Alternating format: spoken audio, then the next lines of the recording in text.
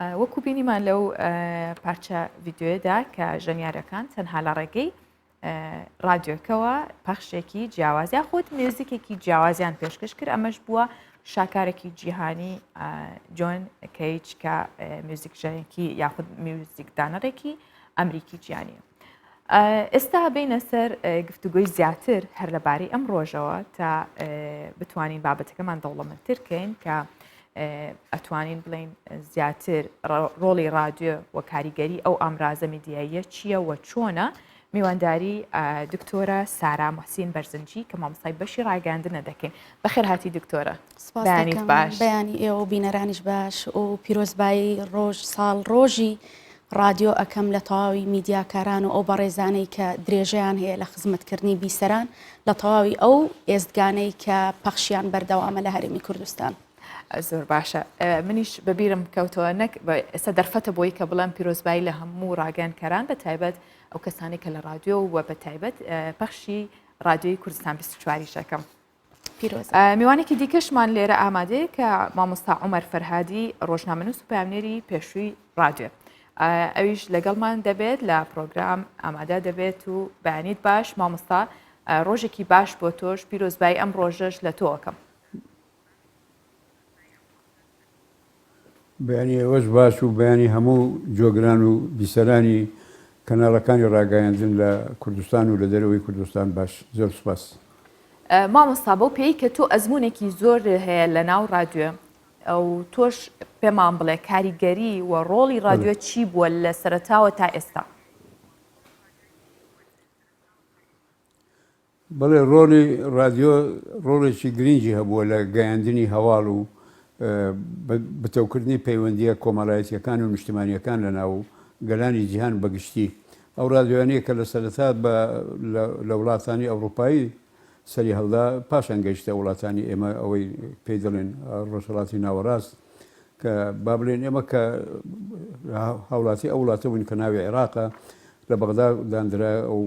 بەشی عەرەبیەکە پاشان بەشی کوردیەکە لە ساڵی 1940 دانرا پەخشی چەند کاتژمێرێک بوو وەکو ئێستانە بوو 24 کاتژمێر پەخشی هەبێ جگە لە هەواڵ و بەیاناتی بڵێن ئەوانەی هینی حکومی ڕسمیەکان بڵاو دەکرایەوە لەگەڵ ئەوەش گۆرانی و هەندێک جار نمایە وەکو بڵێن پیان دەگوت تەمسیلی دەکرد و حیکە چیرۆکێک دەکرا بە نمایشکردنی بەدەنگ تەنیا بەدەنگ. هەموو کەسیش رادیۆی نەبوو لە ماڵی خۆی یان لە شوێنی ژیانی خۆی چووکە رادیۆ بە نرخ و بە پارەش گران بوو و هەموو کەسیشی سەرەتا کە دەرچوو من لە بیرمە لە ساڵی چلەکان لە هەولێر کە دەرچوو ئەوەی ئەو ماڵی کارەبای نەبووایە نەیەتوانی رادیۆ بکڕی و رادیۆ بەکاربیێنی بە کەمی ماڵە دەوڵەمەندەکان دەبی کە کارەبایان هەبووە لە چایخانەکان زیاتر دادەندرا خەڵکەکە بوو تەنیا بە شەو بە پاش نوێژی بڵێن ئێوارە مەغریب دەچون لە چایخانەکان دادەنیشن بۆ ئەوەی تەنیا جۆر لە رادیۆ بگرن لە گۆرانی بگرن جۆر لە ئەخبار بگرن. خەڵکەکە ئەوە ڕۆڵێکی زۆر باشی هەبوو کە پەیوەندی کۆمەڵاتیەکانیشی زیاتر لەناو خەڵک بەهێز دەکرد. بەڵێ مامۆستا ئەگەڕێمەوە لای تۆش بزانین لای دکتۆرە سارا کاریگەریەکی هەیە بە ئاراورد بە ئەو ئامێرە زیرەکانی ئێستا پەیدا بووە. ئەشزانین دکتۆرەکە زۆربەی ئامێرە زیرەکەکان ئێستا رادیۆی تایە. ئایا کاریگەری ماوە لە ناو ئامێرە نەشایە خۆت ئەو ئەمرازانی دیکەی ڕاگەیاندنیش با بڵێن بەراورد بە رادیۆ ینی چ کاریگەریەکی هەیە چ جیاوازیەکی هەیە؟ بڵێ حتمما میدیا ڕاگەیاندن بە هەموو فۆرمە جیاوازەکانی وەکۆ کۆمەڵێک ئامرازی جەماوەری و سەرەکی ژیانی کۆمەڵایەتی هەرێکێک لەمانە دەور و کاریگەری خۆیان هەیە و هەتا دێش کاریگەریان ڕوو لە زیادبوونە. ئەگەر باسی کاریگەری میدیا بکەین میدیاش هاوشێوەی هەموو زانست و بوارەکانی تر لەگەڵ پێشکەوتنایە و گۆڕانی بەسەردادێت. حتمما مرۆڤیش هاوڵاتیش لەگەڵ گۆڕانکاریەکاندا دەڕوات. ئەوەی کە ئێستا زۆر باوە و لە جیهاندا دەتوانی بڵێن کە کێبڕکێ میدیای تەقلیدی بە کۆی گشتینەک بە تەنیا رادیۆ ئەکان میدیای نوێیە بە هەموو بەشە جیاوازەکانیەوە. بەڵام ئەمە ناگاتە ئەوەی کە ئێمە لە مصداقیەتی رادیۆ وەکو پێویست کەم بکەینەوە. رادیۆ تاوەکو ئێستا پێگەی خۆی ون نەکردووە بە هەندێک چین و توێژی تایبەتمان هەیە کە تاوەکو ئێستا بیسەر و جۆگری رادیۆن و رادیۆ بەکارهێنن بەڵام دەتوانین بڵین بە بەراورد لەگەڵ فۆرمە تازەکانی ڕاگەیاندندا پێگەیەکی لاوااستری هەیە ئەگەر چی وەکو خۆت ئاماژەت پێدا ئێمە ئێستا ئەتوانین تەنیا بیسەری رادیۆ نەبین بەڵکو بینەری رادیۆش بین لە ڕێگەی مۆبایلە زیرەک و سمارتفۆنەکانەوە بەڵام ئێمە زیاتر بەڕاستی دەتوانین بڵین بەکارهێنەری سۆشیال میدیا و ئامرازەکانی تری میدیای نوێن وەک لە رادیۆ. دکتۆرە پێدوانی ئەمە ساڵ بە ساڵ کاڵتر بێتەوە؟ ساڵ بە ساڵ کاڵترە بێتەوە ئەمە دەتوانین بڵین ڕاستێکی حاشا هەڵنەگرێنێک بە تەنیا رادیۆ بەڵکو تەنیا ڕۆژنامەش وەکو پێویست خوێنەری نەماوە چەندین ڕۆژنامەی جیهانیمان هەیە کە تیراژیان کەمی کرد و دواتر لە دەرچواندون وەستاون. رادیۆکانیش بە هەمان شێوە طبقەیەکی چینێکی زۆر سنووردار دەتوانین بڵین ئێستا جۆگری رادیۆ زۆر بە تەواوەتی سنووردارە بە بەراورد لەگەڵ بینەری تەلەڤیزیۆنەکان یاخود بەکارهێنەری تەکنەلۆژیای نوێ. ڕاستە. بەڵێ دکتۆرە با پرسیارێک لە مامۆستا عومەر بکەین بزانین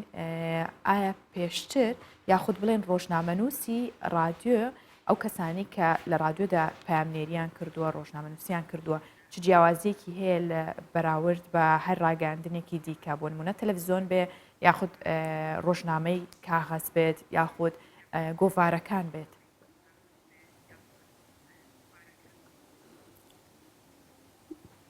بەڵێ ئەوەی کە هەواڵی بۆ رادیۆ نردووە زۆر جیاوازی هەیە لەگەڵ ئەوەی کە بۆ ڕۆژنامەیەک دێنێری ئەو بەنووسین بوو ئەوە بەدەنگ بوو ئەوەی پامێری تەلەڤیزیۆنی دەبی بەدەنگ و بەوێ نەبێ جیاوازی هەیە. من ئەو لە ئەزمموی خۆم کە 15 ساڵ و 6 مانگ بۆ رادیۆی دەنجی ئەمریکا بەشە کوردیەکەی پامێرم بووم لە هەولێر هەواڵمان وەردەگرت چاوپێکەوتن لەگەڵ ئەوەی کە پەیوەندی بە هەواڵەکە هەیە دەمان کرد بە راپۆرتێکی دەنجی دەمان نرد بۆ لای ئەوانیش وەکو بڵین ئەو شتانێک کە بەدڵیان نەبووە شت هەبووە بەدڵیان نەبووە دەنگەکە باش نەبووە شت نەبووە چاشیان دەکردەوە ڕێکیان دەخستەوە. گەیاندنی هەواڵ بەدەنگ و لام وایە ئاسانتر بوو لەوەی کە بە ڕۆژنامە یان بە گۆڤار بگا یان بە تەلەڤیزیۆن بگا بەدەنگەکە ئاسانتر بوو لە هەر شوێنێک دانیشتووە رادیۆکەی ئەگەر کردبووە رادیۆکی ترانزستەری بچوشیشی پێبووە یان لە مۆبایلەکەی جۆریە دەگرت. ئەوە کاریگەریەکی تایبەتی زۆر بەهێزی هەبوو وەکو ئاماژەشتان پێدا منیش وا دەبینم کە ڕۆڵی ئەو جۆرە ڕاگەاندانە وەکو جارە نامێنێتەوە بەرەو کزی دەڕواز زیاتر خەڵکەکە بە شتی تر پەیوەندی دەکەن بە مۆبایل و بە شتانە ئاگایان لە هەموو هەواڵ و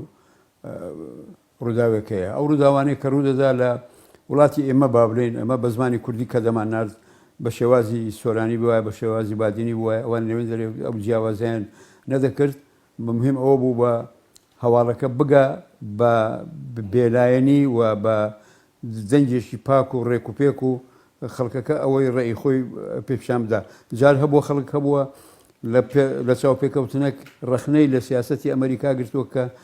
رادیۆکە ئەوان بووە حکوومەتی ئەمریکا بووە پیان ناخۆش نەبوودیان گۆ قەیناکەم مادەم هینی پەیوەنیە ینی سوکایەتی پێکردن و وەکو بە عەربی دەڵێن تەشهیر و زەم و ئەوانەی تێدانە بووە. گرنگترین ئەوە شت ئەوەیە ئێستاکەش من پێم وایە رادیۆ ڕۆڵی خۆی هەر دەمێنێ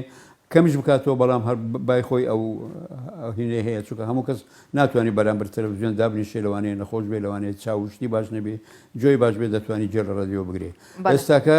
ڕاگەیاندنی کاغەزی کە پێی دەڵێن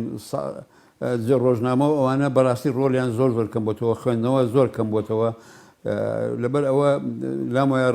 رادیۆ ڕۆڵی خۆی هەردەمێنێ. باشە مامۆستا بەو پێی کە ساڵانێکی زۆر کارت کردووە دروستە کە ئەوترێ ئەگەر کەسێک یاخود ڕۆژنامەنووسێک لە رادیۆ دەستی پێ کردبێ و لە رادیۆدا تەواو فێری کاری ڕۆژنامەنووسی بێ وەکو ئەو وایە کە ناوەندێکی خوێندنی تایبەت بە ڕاگەاندنی تەواو کردبێت؟ بێگومان لە ئەزمموی کارکردن لە رادیۆ لام وایە ئەوەی کە رادیۆش کار بکات دەبی پێشتر ینی باگراوندێکی ڕاگەاندن و خوێندنەوە و نووسینی هەبوو بێ لە ڕۆژنامەکان. من بەش بە حاڵی خۆم لە تەمەنی 14 ساڵیەوە من ڕۆژنامەکانی عێراقی کە دەردەچوو لە بەغدا دەهات ڕۆژێکیان ڕۆژنامە کە بوو ناوی ئەلبیلاد بوو ئەوەی هەبوو گۆشەیەکێ بوو وشەی یەکتر بڕی پێدەرین بە کوردی ئەلکەلیمات المتەقاطعە باوەڕ بکە ئەو ڕۆژە ڕۆژانەکەم کە لە قوتابخانە وەرم دەگرت لە ماڵەوە خەرجم نەدەکرد ئەو ڕۆژنامەیان پێ دەکڕی ئەگەر ئەو بەکگراوندەم نەبووایە بە خۆشەویستی ڕاگەیاندن و خوێندنەوە و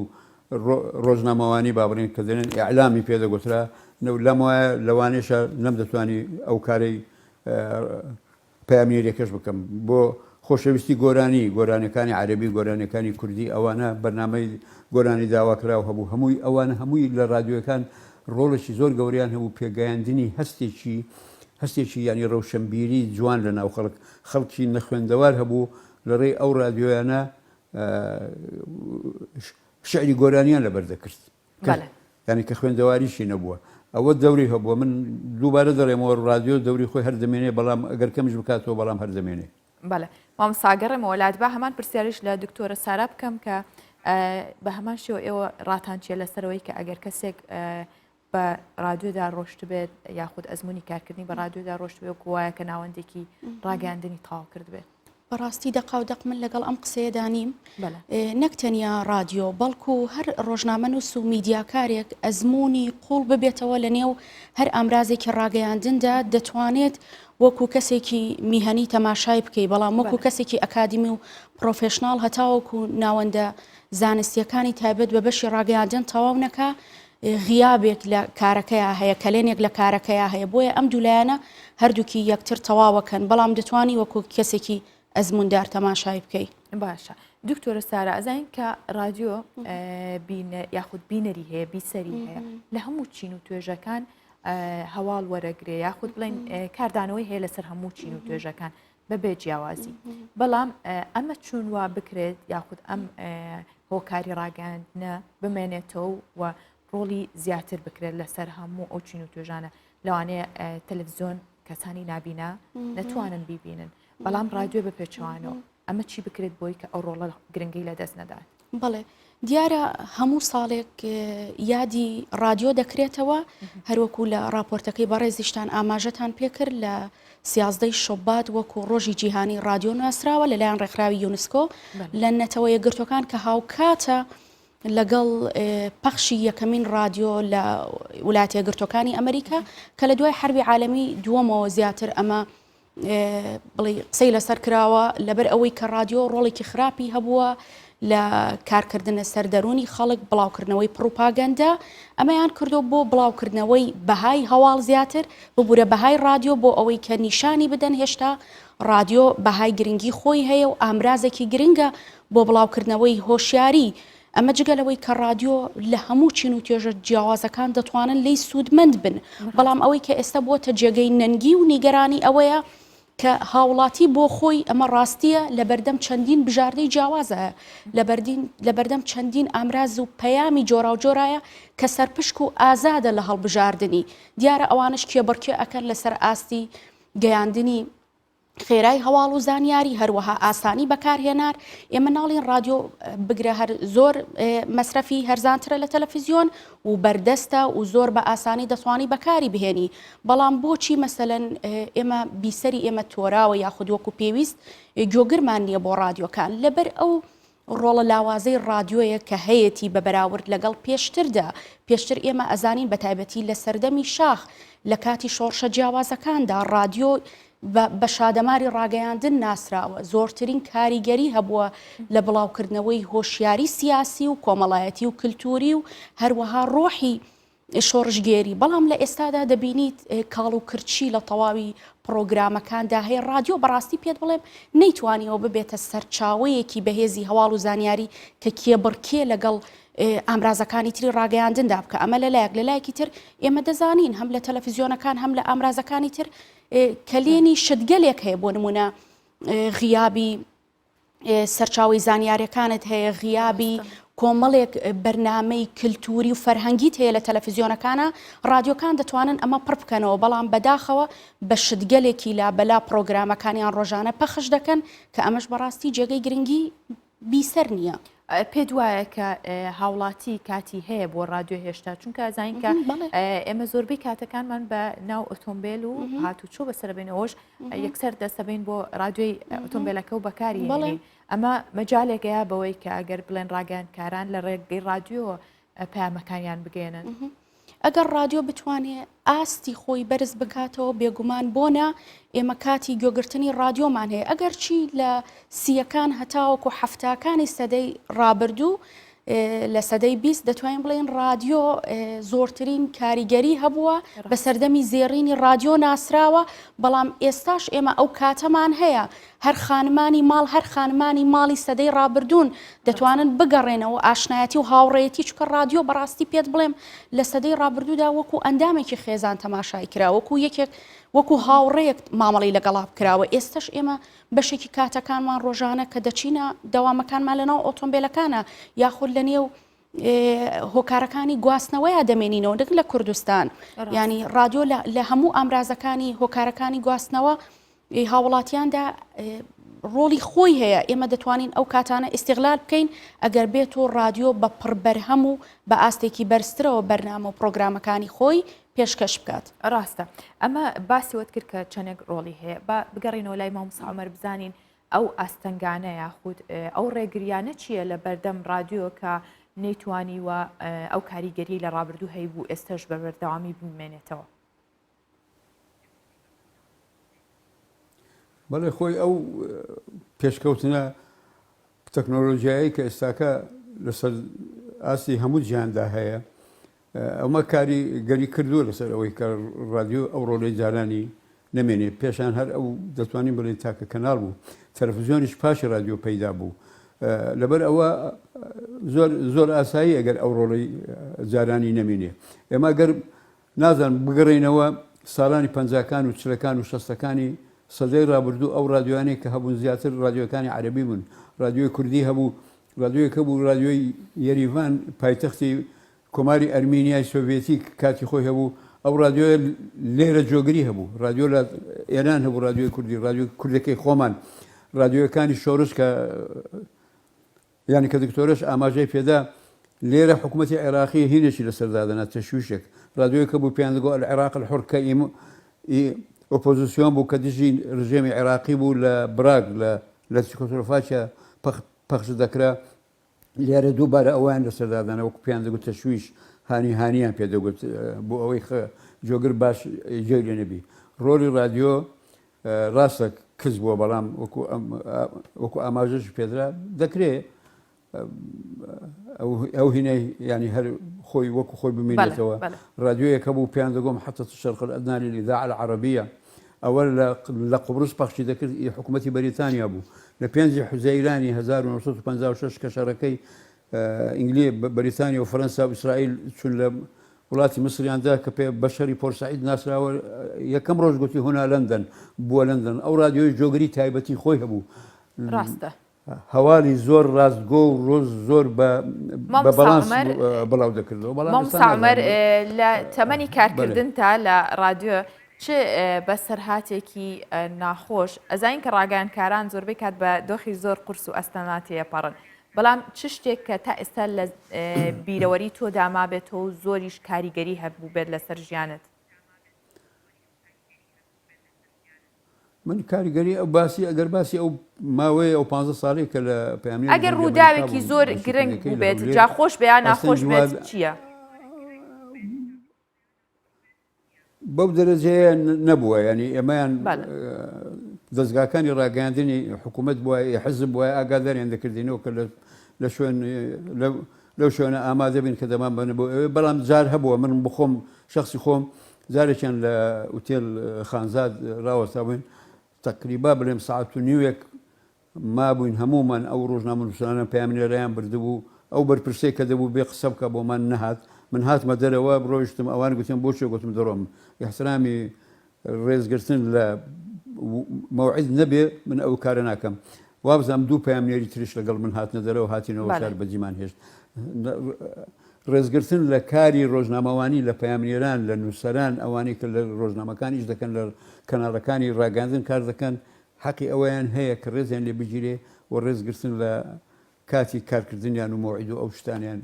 بکرێت ڕاست، یەکجار ڕاست. ئەوەم بەبیرە بەڵام من بۆ بەڵێ. وەکو پەیامبەر هەم بەتەمەنیش پێیان دەگوتم شێخی پەیامبەران ڕێزێکی تایبەتیم هەبوو لای گەورە بەرپرسانی هەرێم لێرانە.